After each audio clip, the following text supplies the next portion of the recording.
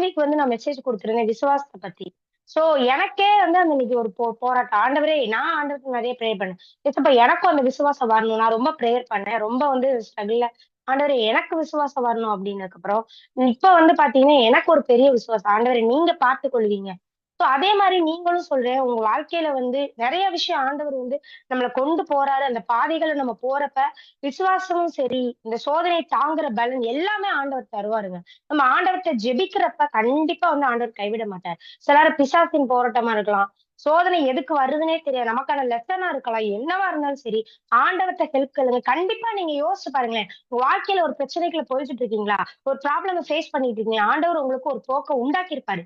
நல்லா யோசிச்சு பாருங்க. உங்களுக்கே வந்து தெரியாம கூட இருக்கலாம். உங்களுக்கான தப்பிப்போகும் ஒரு வழிய உண்டாக்குவாரு. ஒரு மனுஷனையோ, யாரையாவது வந்து ஆண்டவர் அனுப்புவாரு.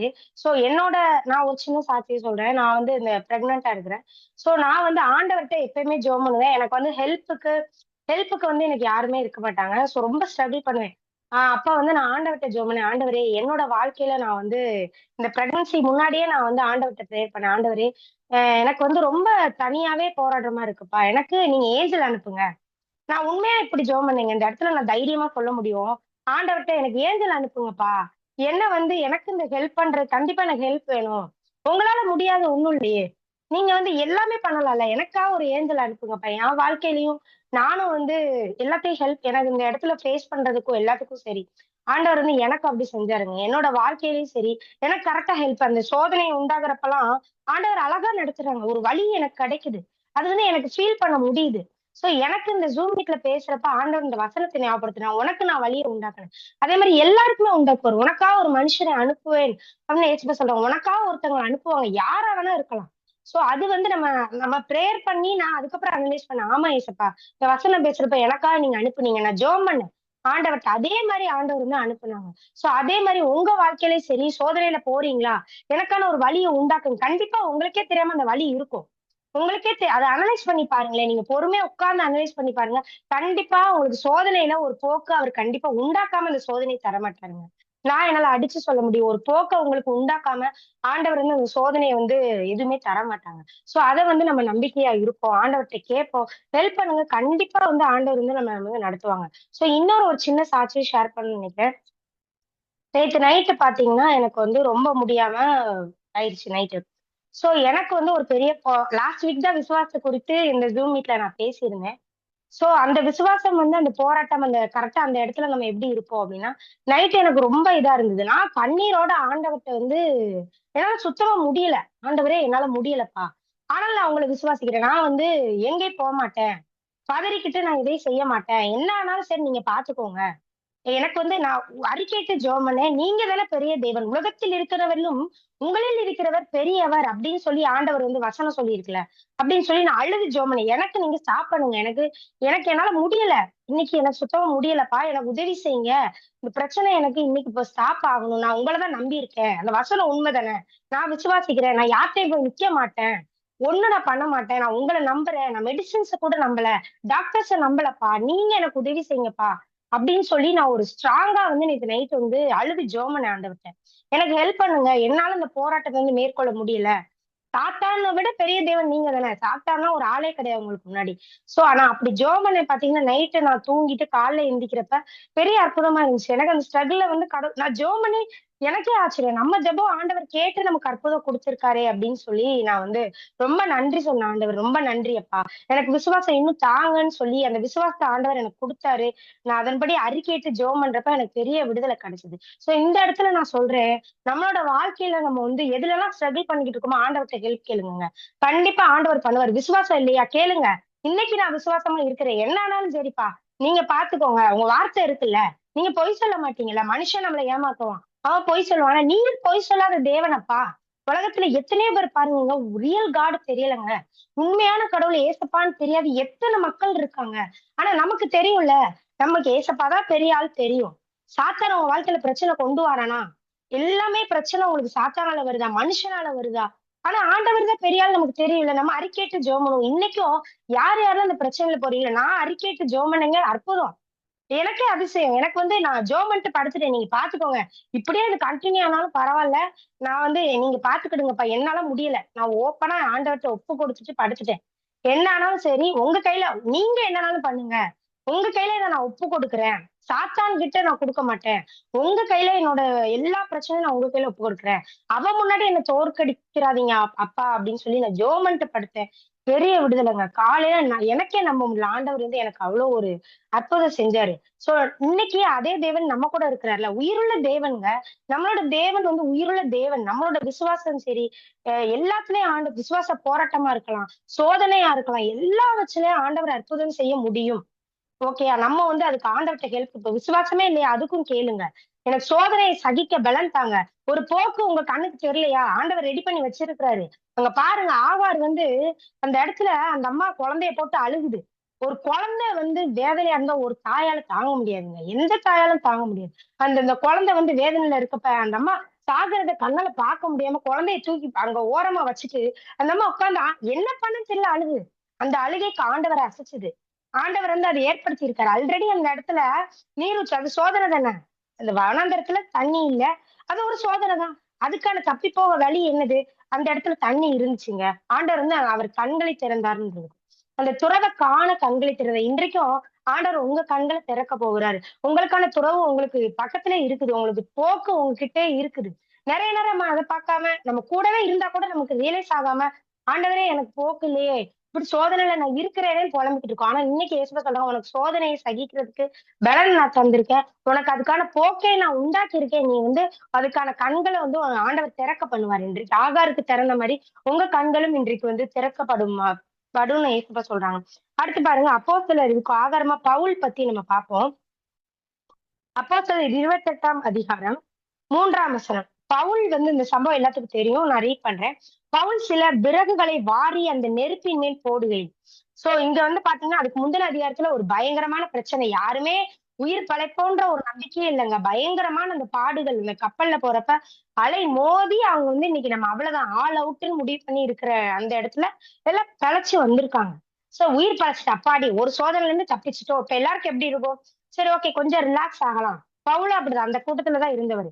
ரிலாக்ஸ் ஆகலான்ற மாரி அந்த இடத்துல சரி பவுல் சில விரல்களை வாரி அந்த நெருப்பின் மேல் போடுகையில் ஒரு விரியன் பாம்பு அனல் உரைத்து புறப்பட்டு அவனுடைய கையை கவ்விக்கொண்டது. பாத்தீங்கன்னா, அந்த பாம்பு வந்து அவர் கைய பிடிச்சுக்குது. இப்பதான் ஒரு சோதனையில இருந்து தப்பிச்சு வந்திருக்காங்க. ஒரு பிரச்சனைய இப்பதான் முடிச்சுட்டு வந்திருக்கேன்ப்பா. அதுக்குள்ள இன்னும் நான் எத்தன பேர் இந்த மாரி கேட்டிருக்கீங்க? ஏசப்பா இப்பதான் ஒரு பிரச்சனைய முடிச்சுட்டு, ஓகே.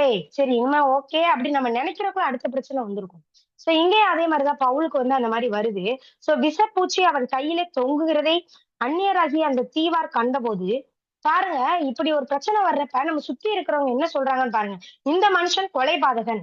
இதற்கு சந்தேகம் இல்லை. இவன் சமுத்திரத்துக்கு தப்பி வந்தும் பலியானது இவனை பிழைக்க ஒட்டவில்லை என்று தங்களுக்குள்ளே சொல்லிக் கொண்டார்கள். எல்லாம் பேசிக்கிறாங்க. பாத்தியா? பாம்பு கடிச்சது. இவன் வந்து அங்க தப்பி பிழைச்சு இங்க சாக போறான்டா. சுத்தி நம்மள சுத்தி மக்கள் அப்படி இருக்கலாம். நமக்கே தெரியாம பேசலாம்.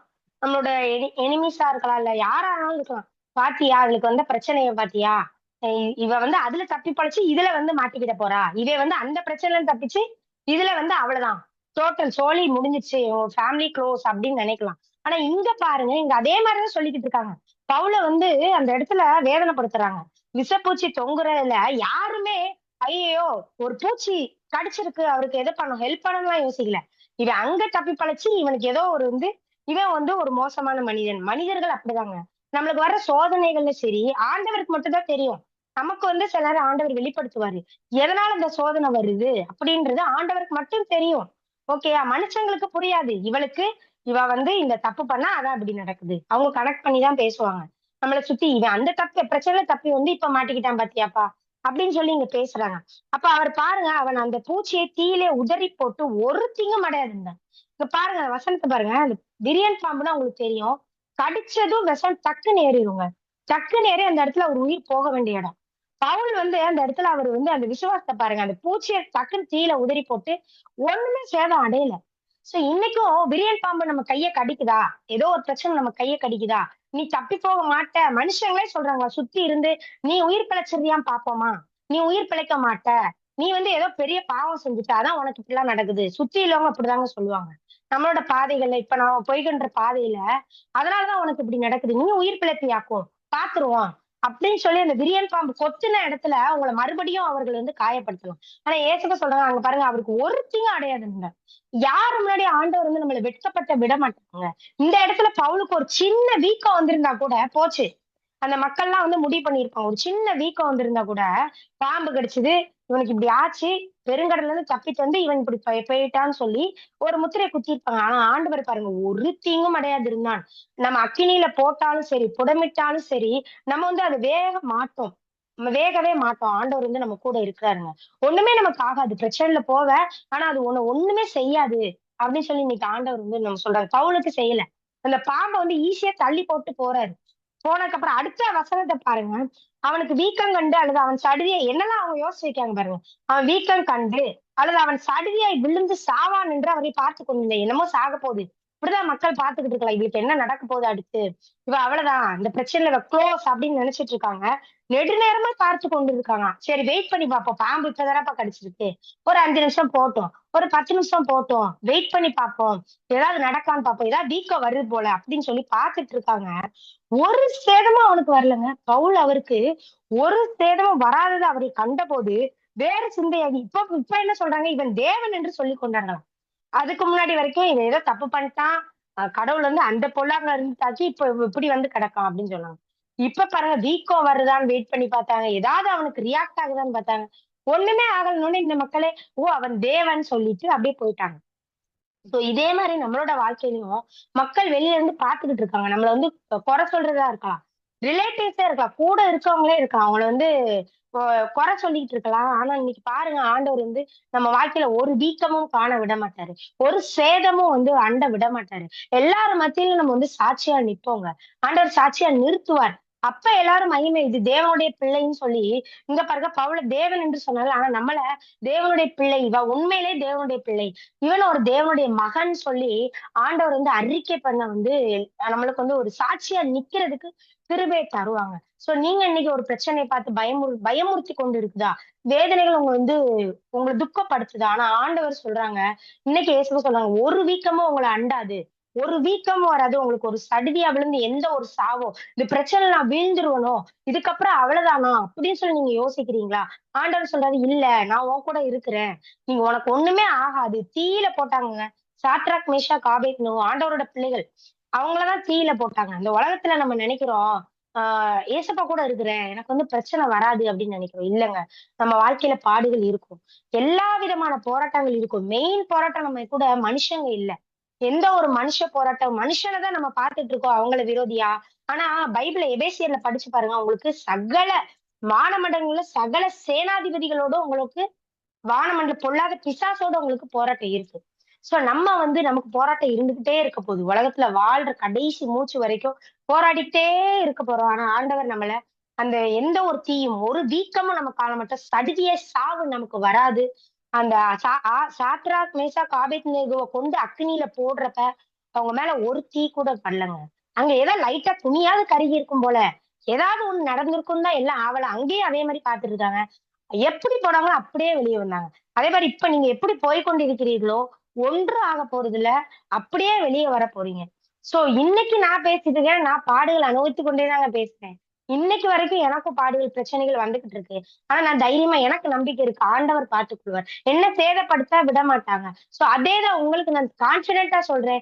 நீங்க நினைக்கலாம், எல்லாம் பேசுறாங்கப்பா, இவங்களுக்கெல்லாம் என்ன இருக்க போகுது அப்படின்னு நினைக்கிறீங்க. இல்ல. எல்லாரோட வாழ்க்கையில் பாடுள்ள மனிதன் தான். பாடுள்ள எல்லா பாடுகளும் அனுபவிக்கிற ஒருத்தியா நான் உங்ககிட்ட சொல்றேன். ஆண்டவர் இன்னைக்கு நம்மள அப்படி வெட்கப்பட விட மாட்டார். யார் மத்தியில நீங்க பயந்துட்டு இருக்கீங்களா? ஐயோ! நாளைக்கு என்ன பண்ண போறேன்? இவன் மத்தியில இன்னைக்கு நான் அவ்வளவுதான் க்ளோஸ் செய்தேன்ப்பா. என்ன சுத்தி பார்த்துட்டு இருக்காங்கப்பா. அவங்க மத்தியில நானே இந்த ஜெபத்த கேட்டிருக்கேன் ஆண்டவர்ட்ட. ஆண்டவரே என்ன பார்த்துட்டு இருக்காங்கப்பா. அவங்க மத்தியில நான் வந்து வெட்கப்படக்கூடாது. ஆண்டவர் வெட்கப்படுத்த விட மாட்டார். நீ வெட்கப்பட்ட இடங்கள்ல உன்ன வந்து ரெட்டத்தனையான பலன் உனக்கு வரும்ன்னு சொல்லி நம்ம வசனத்துல வாசிக்கிறோம். தைரியமா இருங்கங்க. பவுலுக்கு செஞ்ச தேவன் அதே தேவன் இன்றும் வந்து ஜீவனோடு இருக்கிறார். அவர் ஜீவனுள்ள தேவன். உங்களுக்கும் வந்து அற்புதம் செய்வாங்க. இன்னும் ஒரு விஷயத்த மட்டும் நம்ம பார்ப்போம். லாசரு பத்தி பார்ப்போம். எல்லாருக்குமே தெரியும் இந்த ஸ்டோரி. சோ யோவான் 11ஆம் அதிகாரம். யோவான் 11:37. இங்க பாருங்க. இங்க வந்து லாசருக்கு ஒரு பிரச்சனை. லாசரு வந்து ஆண்டவரோடு இருந்த மனிதன். சோ நீங்க பைபிள்ல பார்க்கிற கேரக்டர் எல்லாம் பாருங்க. எல்லாம் தப்பு பண்ணி அவங்களுக்கு பாடு அனுபவிக்காங்கன்னு இல்ல.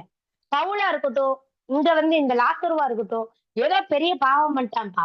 அதான்ப்பா இவனுக்கு இந்த சோதனை. அப்படின்னு நம்ம மனித மூளைகள் நெறைய நேரம் நம்ம அப்படிதான் நினைப்போம். அப்படி கிடையாது. இவர் வந்து ஆண்டவரோட தான் இருந்தாரு. ஆண்டவர் நேசிச்ச குடும்பம். இன்னும் சொல்லப்போனா லாசரு, மார்த்தாள், மரியாள் இவங்கலாம் ஆண்டவர் வந்து நேசித்த ஒரு குடும்பம். சோ இங்க பாருங்க, இங்க சொல்றாங்க, அந்த யூதர்கள் எல்லாம் 36ஆம் வசனம். அப்பொழுது யூதர்கள், இதோ இவர் அவனை எவ்வளவா சிநேகித்தார் பாருங்க, அங்க அடையாளப்படுத்துறாங்க. அந்த யூதர்களுக்கு தெரிஞ்சிருக்கு எவ்வளவாய் சிநேகித்தார் அப்படின்னு சொல்றாங்க.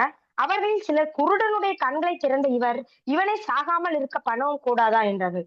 சோ இங்க பாருங்க, அந்த சுத்தி உள்ள மக்கள் அப்பயும் அதே மாதிரிதாங்க சொல்றாங்க. குருடரெல்லாம் பார்க்க வச்சாருப்பா. இவரால செய்ய முடியாத அற்புதமே இல்லை. இவனை சாகாம அடிக்க பண்ணாம இருந்திருக்கலாமே. சாக அடிக்க பண்ணாம அவனை குணமாக்கி இருக்கலாம்ல. சோ அதே மக்கள் அப்படியே கேட்கிறாங்க. இவனை ஏதாவது பண்ணிருக்கலாமா? அவர் நேசிச்ச பையன் தானே. நிறைய நேரம் நம்மள அப்படிதாங்க கேட்பாங்க. நீ பைபிள் தானமா படிச்ச? நீ ஏசப்பாட்ட தானமா போன? உனக்கு ஏன் அப்படி நடக்குது? நிறைய நேரம் நமக்கே அந்த கொஸ்டின் வரும். நான் பைபிள் படிக்கிறேன், ஜெபம் பண்றேன், ஆண்டவரை தான் தேடுறேன், ஆண்டவரை முன்னிலைப்படுத்துறேன். என் வாழ்க்கையில ஏன் அப்படி நடக்குது? லாசருவும் பாருங்க, ஆண்டவரை தான் நேசிச்சாரு. அவர் வந்து பிசாசு கூட போகல, அந்த தவறான பாதைகள்ல போல. ஆனா அவருக்கும் இந்த சோதனைகள் வந்தது. இங்க அவர் வந்து மரித்து விட்டாருன்னு சொல்லி முடிவு பண்ணி கல்லறையில வச்சுட்டாங்க. 4 நாள் ஆயிடுச்சு. மரிச்சுட்டாரு அவரு. சரீரம் மரித்து விட்டது. 4 நாள் ஆயிட்டு. 4 நாள் ஆயிட்டுன்னா ஒண்ணுமே பண்ண முடியாது. அதுதான் லிட்டரலா ஒண்ணுமே பண்ண முடியாதுன்ற இடத்துல, இங்க பாருங்க, அப்பொழுது இயேசு மறுபடியும் தமக்குள்ளே கலங்கி கல்லறையிடத்திற்கு வந்தார். இங்க பாருங்க, ஆண்டவருக்கு தெரியும். அந்த லாசரு வந்து நம்ம எழுப்ப போறோம் தெரியும். இங்க ஆண்டவர் கலங்குறாரு. சோ இந்த இடத்துல நம்ம சோதனையில போடுறப்ப, நம்ம வெறுமையா தனிமையா விடப்பட்ட மாதிரி ஃபீல் பண்ணலாம். ஏசப்பா நீங்க கூட இருக்கிறீங்களா? ஒரு சில நேரம் நமக்கே பயம் வந்துரும். ஆண்டவர் நம்ம கூட இருக்கிறாரா? இல்லையா? நம்மளால சில நேரம் ஃபீல் பண்ண முடியாது. அப்ப இங்க பாருங்க, ஆண்டவர் வந்து கலங்குறாரு. தமக்குள்ளே கலங்குறாரு. ஆண்டவருக்கு தெரியாதாங்க? ஒரு அற்புதம் நடக்க போகுதுன்னு இயேசுப்பாக்கு தெரியாதா? அவர் எல்லாவற்றையும் ஆதியும், அந்தமும், சர்வமும் அறிந்த தேவனாகிய கர்த்தர். அவருக்கு எல்லாமே தெரியும். ஆனாலும் இந்த இடத்துல ஆண்டவர் வந்து கலங்குறாரு. இந்த சூழ்நிலைய பார்க்கிறப்ப ஆண்டவரே கலங்குறாரு. சோ நம்மளோட சூழ்நிலையும் பார்க்கிறப்ப மனுஷங்க வேணா நம்மள வந்து இந்த மாரி கொஸ்டின் ஏதாவது கேட்டுட்டு இருக்கலாம். ஆனா ஆண்டவர் வந்து அவரும் சோதனைய வந்து நடத்துறப்ப அவருக்கும் அந்த கலக்கம் இருக்கும். ஐயோ! என் பிள்ளை இந்த பாடுபடுதே! ஒரு கலக்கம் அவருக்கும் இருக்குங்க. நம்ம நெறைய நேரம் கேட்போம், ஆண்டவரே உங்களுக்கு தெரிய மாட்டேங்குதுல்ல, நீங்க புரிய மாட்டேங்குதுல்ல அப்படின்னு சொல்லி கேட்போம்ல. ஆண்டவர் எல்லாத்தையும் புரிந்தவர். என் நிலைமையை நன்றாய் அறிந்தவர்ன்னு ஒரு பாட்டு கூட இருக்கு. சோ நம்ம நிலைமைய மனுஷங்கள விட நன்றாய் அறிந்தவர் ஆண்டவர் மட்டும்தாங்க. சோ அதனால இங்க பாருங்க, ஆண்டவர் கலங்குறாரு. நம்ம நம்ம வாழ்க்கையில சோதனையில போறப்ப, நம்ம பிரச்சனையில பாடுபட்டு அழுகுறப்போ, அவரு நம்ம கூட அழுவாரு. அவரு கலங்குவாரு. ஐயோ! என் பொண்ணு இவ்ளோ கஷ்டப்படுதே! என் பையன் இவ்ளோ கஷ்டப்படுறானே! அப்படின்னு சொல்லி ஆண்டவர் கண்டிப்பா நமக்கு ஹெல்ப் பண்ணுவாங்க. அடுத்து பாருங்க, இயேசு கல்லை எடுத்து போடுங்கள் என்றார். மரித்தோனுடைய சகோதரி மார்த்தாள் வந்து ஆண்டவர் தடுக்குறாங்க. ஆண்டவரே வேண்டாம் விட்டுருங்க. சகோதரன் போயிட்டாரு. இப்பொழுது நீங்க வெளிய கொண்டு வந்தீங்கன்னா 4 நாள் ஆயிடுச்சு. நாறுமே. நாற்றம் எடுத்த சரீரங்க. நாற்றம் எடுத்த சரீரமா அவங்களுக்கு கூட அந்த விசுவாசம் போயிருச்சு. ஏன்னா கடைசி எண்ட் போயிருச்சு. புதைச்சாச்சு. நார்மலா நம்ம இருந்தா கூட நம்மளுக்கும் அந்த விசுவாசம் இருந்திருக்காது அந்த இடத்துல. சோ அப்படி இருக்கிறப்ப, நாறி போய் இருக்கும். அவன வெளிய எடுக்க வேண்டாம்னு சொல்ற மாரி அந்த அம்மா சொல்றாங்க. பட் இங்க பாருங்க, "நீ விசுவாசித்தால் தேவனுடைய மகிமையை காண்பாய்" அப்படின்னு சொல்லி அந்த இடத்துல ஏசப்பா வந்து நீ விசுவாசத்த பத்தி ஆண்டவர் வந்து பேசுறாங்க. அடுத்து வந்து பாத்தீங்கன்னா, மரித்தவன் உயிரோட வந்துறாரு. அடுத்தடுத்து பாருங்க, லாசருவே வெளியே வான்னதும் அவரு வெளிய வந்துறாரு. சோ இங்க பாருங்க, நம்மளும் வந்து நம்மளோட வாழ்க்கையில எந்த இடங்கள்லாம் நாற்றம் எடுத்து கிடக்குதோ, எந்த இடத்துலலாம் நாற்றமான காரியங்கள் இருக்குதோ, இதெல்லாம் ஒண்ணுமே பண்ண முடியாதுன்னு சொன்னாலும், ஆண்டவர் வந்து நமக்கு அற்புதம் செய்ய வல்லவரா இருக்கிறாருங்க. டாக்டர் ரிப்போர்ட்ட நம்பவே நம்பாதீங்க. டாக்டர்ஸ் வந்து நம்மள பயமுறுத்தலாம். உனக்கெல்லாம் வந்து இவ்வளதான். உன்னோட ஆயுள் காலம் இவ்வளதான் முடிஞ்சிருச்சு. அப்படின்னு சொல்லி யாரு என்ன சொன்னாலும் சரி, அத நம்பாதீங்க. ஆண்டவர் நம்புங்க. ஆண்டவரே நீங்க பார்த்துக்கோங்க. நம்மளோட குரூப்லயே கூட ஒரு சிஸ்டர் சாட்சி சொன்னாங்க. கேன்சர் வந்து சரியாயிடுச்சு அப்படின்னு சொல்லி. சோ எவ்வளவு பெரிய மிராக்கிள் இப்பயும் நடக்குதுங்க. அவரை நம்புகிற பிள்ளைங்கள அவர் கைவிடவே இல்ல. உங்களுக்கு வந்து டாக்டர்ஸ் நெகட்டிவா ரிப்போர்ட் குடுத்துருக்காங்களா? இல்ல முடியாது. ஏதோ ஒரு விஷயம் நெகட்டிவா இருக்கா? இல்ல நீலாம் முடிச்சிருவ. உன் கதை அவ்வளவுதான்னு யாராவது சொல்லிட்டு இருக்காங்களா? அத காதுல வாங்காதீங்க. அவங்க சொல்ல சொல்ல நீங்க ஆண்டவர போங்க. நீங்க அத நினைச்சு டல்லானாலும் ஆண்டவர்ட்ட வந்து கேளுங்க. ஆண்டவரே நீங்க எனக்கு உதவி செய்யுங்க. ரிப்போர்ட்ட மாற்றக்கூடிய வல்ல தேவன் நம்முடைய தேவன்ங்க. முந்தின ரிப்போர்ட்டுக்கும் இந்த ரிப்போர்ட்டுக்கும் டிஃபரெண்ட் இருக்குங்க. என்னோட வாழ்க்கையில என்னோட அத்தைக்கு இருந்துச்சு. பயங்கரமான கேன்சர். அவங்க 4த் ஸ்டேஜ் அவங்க வந்து இறந்துருவாங்க. அப்படின்னு சொல்லி டாக்டர் ரிப்போர்ட் குடுத்துட்டாங்க. சோ அவங்க வந்து ரொம்ப வந்து ஜெபம் பண்ற ஒரு தேவனுடைய பிள்ளை. அவங்க ஜெபம் பண்ணி பார்த்தீங்கன்னா, அவங்களுக்கு சுத்தமா இப்ப வரைக்கும் கேன்சரே இல்ல. சோ இப்ப இப்ப வரைக்கும் அந்த ஒரு சின்ன அந்த கேன்சருக்கான செல்லு கூட அவங்க கிட்ட இல்ல. அந்த அளவு வந்து ஆண்டவர் வந்து சரி பண்ணாரு. சோ இந்த இடத்துலயும் யார் யாரெல்லாம் நம்பிக்கை இல்லாம இருக்கிறோமோ, அவங்கலாம் வந்து நம்ம ஆண்டவர பற்றி பிடித்துக் கொள்வோம். சோதனையில உங்களுக்கு தப்பிக்கொள்ளும்படியான வழிய அவர் தருவாருங்க.